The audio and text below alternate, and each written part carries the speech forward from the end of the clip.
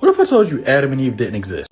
I would say you don't know your Bible. I'd say you're not 1 Timothy 2:13. For Adam was formed first, then Eve. Now, the question of whether Genesis 1 should be taken literally, our problem is not Genesis 1. Our problem is Exodus 20. Because God says, So your last dying retort is, nah. So 1 Timothy is referencing the story of Adam and Eve. So yes, in the story of Adam and Eve, Adam was formed first in the story. That is not giving historical veracity to the story being historically true. It's literature. They are referencing Old Testament Tanakh literature. And also, since you quoted from 1 Timothy, a little tidbit, since I don't know anything and I'm not studied, 1 Timothy was not written by Paul. 1 Timothy was written by an unidentified Christian who lived way after Paul lived, and this is how we know why.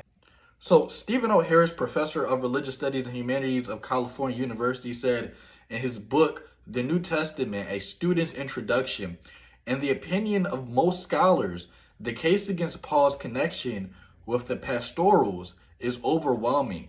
Besides the fact that they do not appear in early lists of Paul's canonical works, the pastorals seem to reflect conditions that prevailed long after Paul's day, perhaps as late as the first half of the 2nd century, lacking Paul's characteristic ideas about faith in the Spirit, and they are un-Pauline in their flat style and different vocabulary, containing 306 words not found in Paul's unquestioned letters. So what scholars did was they put Paul's questionable letters against Paul's unquestionable letters. And so they compare the text. This is called textual criticism. They criticized the text. And they found that in Paul's questionable letters, there were 306 words that Paul usually used, and they were not in the letters that were questionable.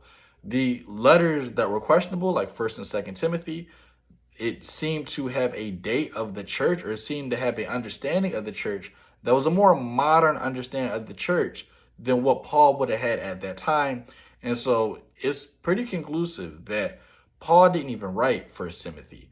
But with that being the case, your point against my point about Adam and Eve not being historical people, you simply re-quoted the story again so that you could prove that the story is not just a story. Do you see where that doesn't make sense? And then your whole video went on this whole diatribe about how nobody really believes the Bible literally, and if you don't take the Bible literally, then blah, blah, blah, blah, blah, blah. I'm going to be honest with you. Nobody takes the Bible literally because nobody understands the Bible from the original cultural context it was written in. I bet you also didn't know that because Genesis is a later book, that Genesis is pulling its theology from other books of the Bible, like 1 Kings, like Deuteronomy 30, like Judges chapter 2, that Genesis is pulling or is referencing other parts of the Bible before its composition, before its construction, before it was written. The book of Genesis is pulling from other texts in the Bible that was written before Genesis. Like in Genesis chapter 2, when God says to Adam, the day you eat of this tree, you will surely die. Well, those are the same exact words that God says to the Hebrews before they go into the promised land in Deuteronomy chapter 30, verse 14. God says, I put before you good and life, death and evil, and if you worship any other gods, you will surely die. The same words and a similitude said to the Hebrews. And now the author of Genesis is using those same words. Now, the funny thing is, you talk about people not taking the Bible literally, but the person who wrote the Genesis account doesn't see the Genesis account as literal because they know that they're pulling this account from other pages of the Bible, like Deuteronomy 30.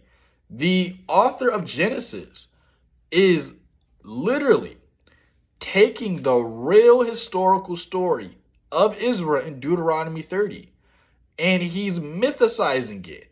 The life and good and the death and evil that God gave the Israelites, those two choices he gave them to choose between good and evil.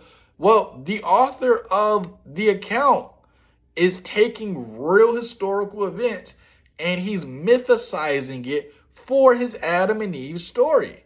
Adam and Eve are choosing from the same good and evil that the Israelites have to choose from, because this is the story of Israel. The author is taking the real elements of Israel and he is mythicizing it. The author who wrote the story doesn't even see this as literal, but you see this as literal because you probably never heard a day in your life that the authors are pulling from other texts in the Bible that predate Genesis, because you probably think that Genesis was the first book written.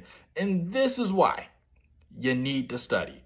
This is why you do need a scholar to tell you what this stuff means. And when you get my book, Secrets of the Bible from the East, I will sit you down and I will explain to you why the Bible is written in the way it's written, where this stuff actually comes from. What is the way to understand the Genesis account from the cultural context it was written in? Get my book by going to the link in my bio, and the discount code is BOOK.